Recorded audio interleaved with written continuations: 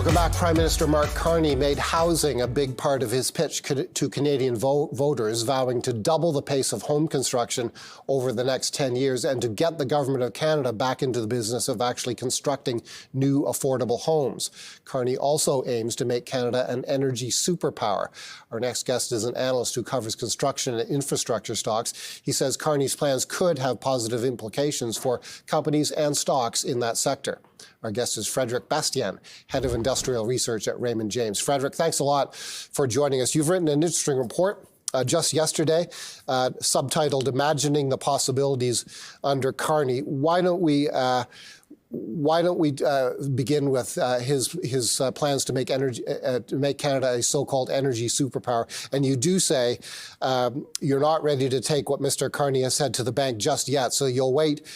You'll wait for more concrete policy proposals. But on the basis of what you heard on the campaign, what are some of your thoughts on what his plans are with respect to making Canada a so-called energy superpower? That would involve, I think, both conventional fossil fuel energy and lower carbon energy, and how it might play through to companies and stocks like Bird Construction and Aecon Group.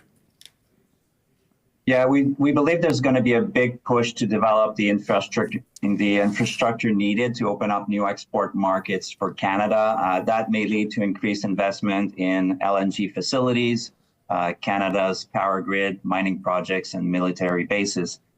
We think that these aspirations have positive ramifications for our entire coverage universe.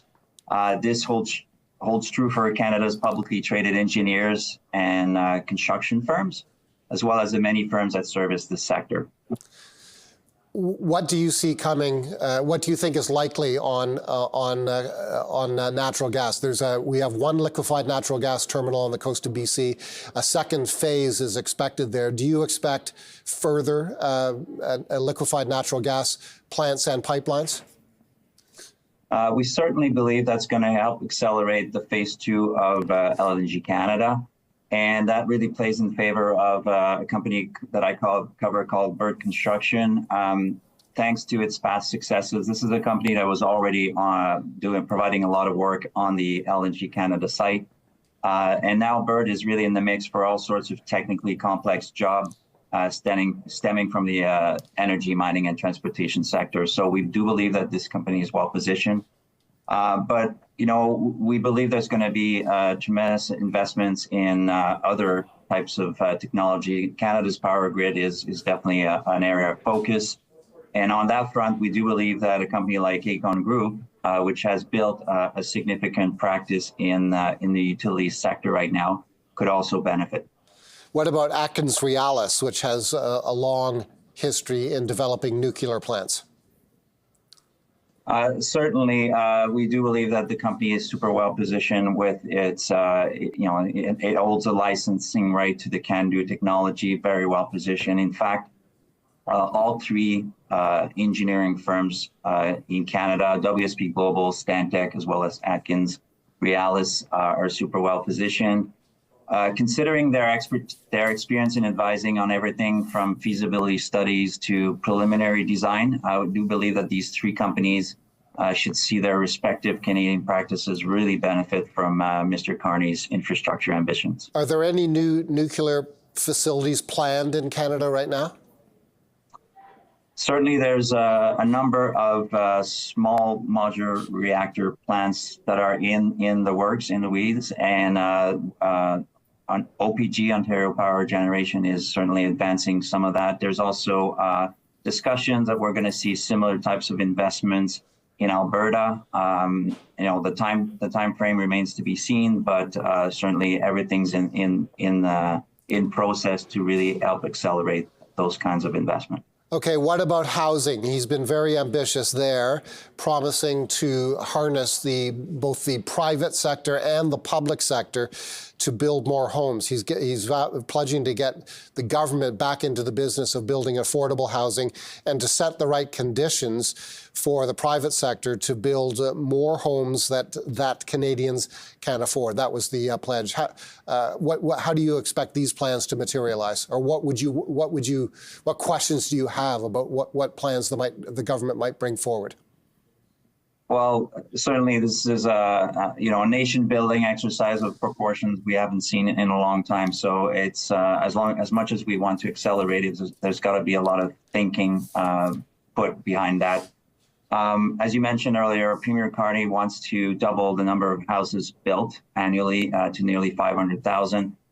And I think one way to do that, obviously, there's many ways to address this. But first of all, he wants to create a federal entity that will oversee the construction of affordable units at scale, and plans to do that by leveraging all public lands that are available for construction. I think one of the biggest challenges in big cities like Vancouver, Toronto, and Montreal is that there's not a lot of land to use, and it's very expensive land.